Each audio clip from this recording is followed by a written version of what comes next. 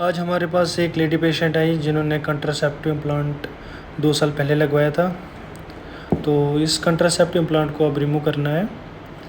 तो रिमूव करने से पहले हमने इसको पोवाइडोन आयोडीन सॉल्यूशन सर्जिकल स्क्रब से वॉश किया।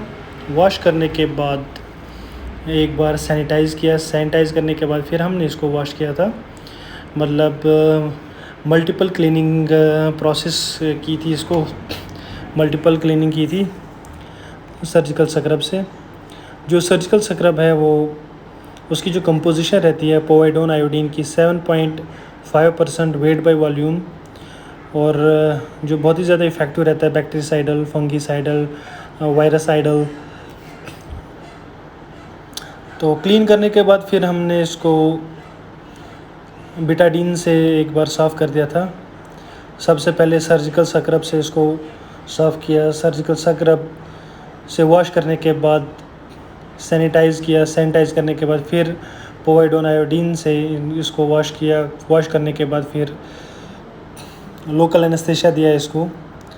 लोकल एनेस्थीसिया इसमें लिग्नोकेन हाइड्रोक्लोराइड इंजेक्शन रहता है 2%, और इसको हमने सोडियम क्लोराइड वाला लगाया था। तो सोडियम क्लोराइड वाले में क्या है कि प्रिजर्वेटिव नहीं रहता है। प्रिजर्वेटिव इसकी 2 टाइप्स आती हैं लॉक्सीकॉर्ड की। एक में as a preservative sodium chloride रहता है, एक में मिथाइल पैराबिन। जो मिथाइल पैराबिन वाला प्रिजर्वेटिव रहता है उसको हम आईवी इंजेक्ट नहीं कर सकते हैं, और सोडियम क्लोराइड को हम आईवी दे सकते हैं। और इसको हमने जो लॉक्स 2% लगाया था लोकल एनेस्थीसिया सोडियम क्लोराइड वाला। जिस जगह पे हमने इंसिजन छोटा सा देना था इंसिजन, और उसके चारों तरफ हमने लॉक्सीकॉर्ड इंजेक्ट किया। इंजेक्ट करने के बाद इसका सेंसेशन चेक करने के लिए फोर्सेप्स से मैं इसको चेक कर रहा था। फिर कुछ देर के बाद इनको इफ़ेक्ट आया तो उसके बाद छोटा सा एक इंसिजन दे दिया। हल्का सा इंसिजन देने के बाद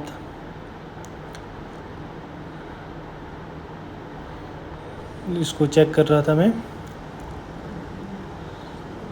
और ये छोटा सा इंसिजन देने के बाद जो कंट्रासेप्टिव इम्प्लांट इन्होंने लगवाए थे वो मेरे को दिखाई देने लगा, और उसको मैं रिमूव कर रहा था। पहले मैंने सोचा कि इजीली रिमूव हो जाएगा ये, बट ये रिमूव नहीं हो पा रहा था, क्योंकि इसके साइड पे पूरा जो मसल है वो अक्यूमुलेट हो गई थी, और बहुत ही हार्ड था इसको निकालना। बहुत ही पुश करना पड़ रहा था इसको, ज़ोर लग रहा था इसको निकालने के लिए। पेशेंट ने ये बताया था कि 2 साल पहले इसने ये लगवाया है। 2 साल पहले एक कंट्रासेप्टिव इम्प्लांट लगवाया है। बट जब मैंने इसको ओपन किया यहाँ पे एक छोटा सा इंसिजन देने के बाद, जब मैं इसको यहाँ पे निकालने वाला ही था, तो इसके साथ में मेरे को एक और सर्जिकल ये जो कंट्रासेप्टिव इम्प्लांट दिख गया। एक निकाल दिया हमने, एक कंट्रासेप्टिव इम्प्लांट निकाल दिया, और इसको निकालने के बाद इसके साथ एक और था कंट्रासेप्टिव इम्प्लांट।